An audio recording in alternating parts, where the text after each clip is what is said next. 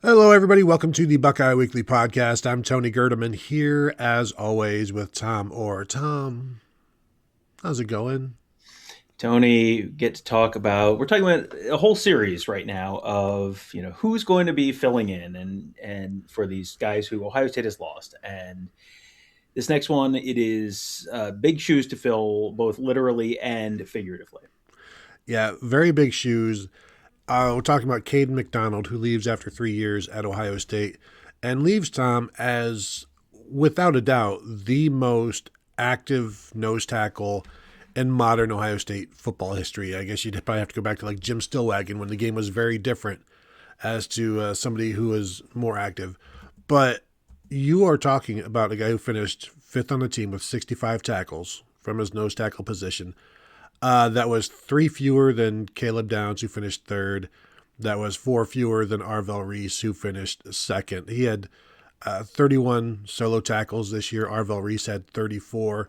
Like, his impact this year, we talk about nose tackles. Well, you occupy blockers and you let everybody else around them make plays. And he's like, no, no, no, no. I do the playmaking as well. And he finished with 9 tackles for loss, 3 sacks, 2 forced fumbles. And, if there was anybody that they could bring back this year, he might be the guy that secretly the football coaches would choose, because he leaves a massive void in this Ohio State defense. And he was very, very impactful and part of the reason that defense was so good last year. Yeah, on a defense that had a lot of big names and a lot of big personalities, I think he got maybe even a little bit lost at times where he wasn't the single solitary guy who came in with the most hype, and that was probably Caleb Downs, or the single solitary guy who got the most attention early in the season and jumped way up draft boards. That was Arvell Reese, or the long term guy who'd really been this beloved figure and the son of a former Buckeye, 4-year contributor in Sonny Styles.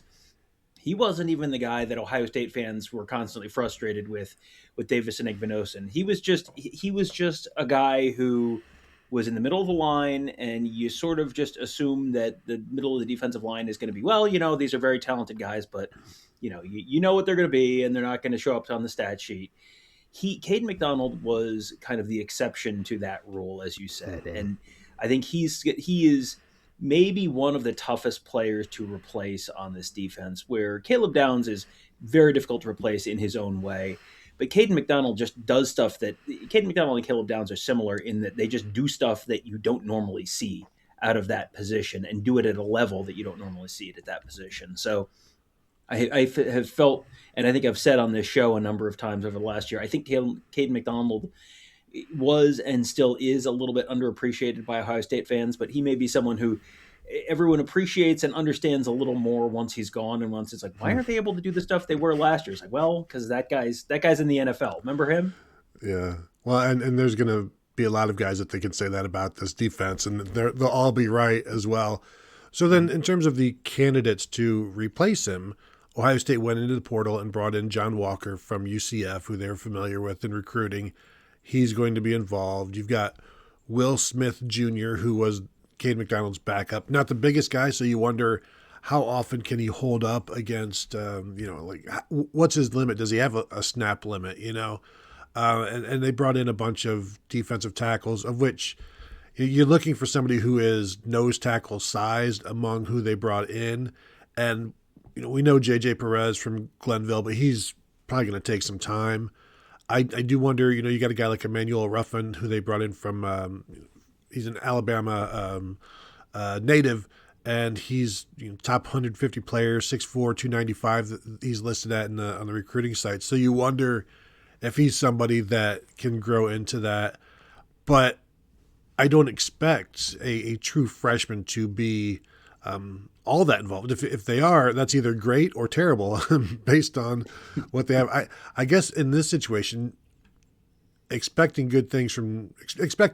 adequate things from John Walker and Will Smith, if a freshman got involved and made it like a 3 deep, where kind of like Kade McDonald a little bit, where he got some run as a true freshman, I guess they'd take that, but I'd be a little bit surprised. I would be a little bit surprised just because that's one of those positions.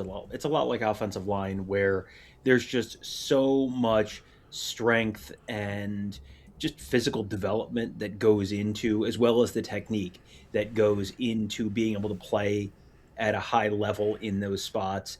That with offensive linemen, we always just say outside of the real edge cases, it's always my assumption is always we'll see it in a year, and then we'll see you as a starter maybe in 2 years. But anything before that is kind of a pleasant surprise. And I kind of treat the interior of the defensive line the same way. Every once in a while, you'll get an edge rusher who can come in and do it right away. But again, that's the Joey Bosa's, Nick Bosa, Chase Young type guys. You don't see that all that often. They have gotten production out of guys in the past in the interior of the defensive line. Edric Houston, for example, kind of got into the rotation as a true freshman. As you said, Kayden McDonald contributed a little bit as a true freshman. But those are really the exceptions rather than the rule. So I think if I'm looking at realistic solutions this year, I'm looking at John Walker, I'm looking at Will Smith Jr., and anything else, anything you get from anyone else, the true freshman, is just purely a bonus to me. Yeah, especially when you don't necessarily need to play three nose tackles when you're switching around the defensive line. But John Walker last year, 40 tackles, again, an active guy in 12 games, 3 tackles for loss, 1 sack. Will Smith Jr. as a reserve nose tackle, 20 tackles. Now, nothing behind the line of scrimmage, so he needs to get better at that. But I do think those are your two guys. And we'll see them both this spring unless something pops up, and we'll see how that goes. And it's always interesting to watch the new transfers come in, start maybe towards the back of the line, and then gradually over those 15 practices or whatever, move towards the front. And we'll see how it goes for those two. But I feel like of all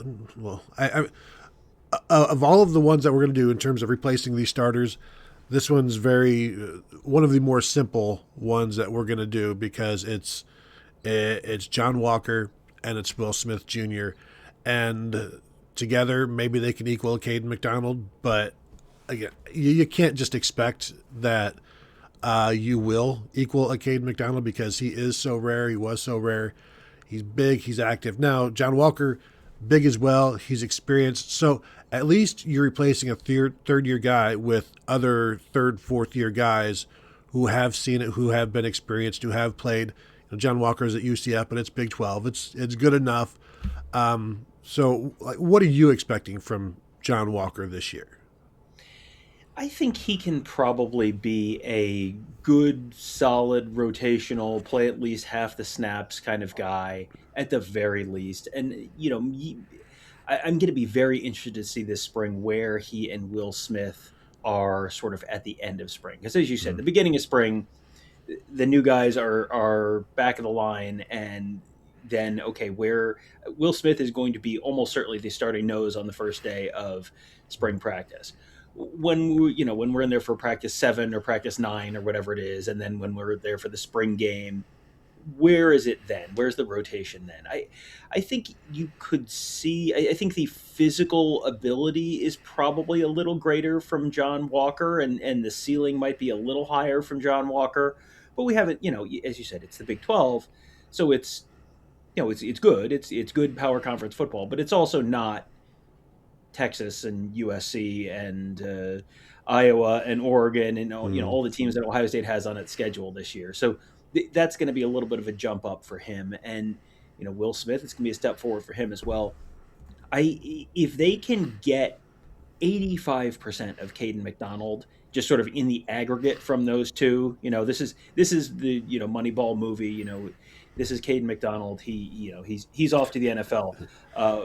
Do we have another Kaden McDonald? No, but we can recreate him in the aggregate. It's like, and if they can just get like 85% of what they got out of Kaden McDonald, that would be phenomenal. If John Walker, 40. I mean, can he recreate his stats from UCF? Maybe. I think another year older, another year more experienced, but also a little bit of a step up in competition. Something in that ballpark is probably a reasonable expectation. I'm not expecting him to take like an enormous leap forward from those numbers, but those numbers are pretty solid. And if you got that from him this year, and you get Will Smith's numbers out of Will Smith again, that's probably a win. Yeah, they don't need Kayden McDonald. I'm sure they'd be happy with Ty Hamilton, something like that. And Ty Hamilton in 2024 finished with 51 tackles, 6 tackles for loss, 3.5 sacks. If they could get something like that from John Walker, boom, I think they'd take that right now. So there you go. Just some thoughts on how Ohio State will replace one of their most irreplaceable players. No big deal. If you're watching on YouTube, go ahead and hit that thumbs up. We'd appreciate it. Subscribe to the channel if you haven't. That always helps us as well. And, of course, you can continue to find us at BuckeyeHuddle.com talking about all of these things and many, many more. That will do it from here. Thank you all for tuning in, and we'll talk to you all later.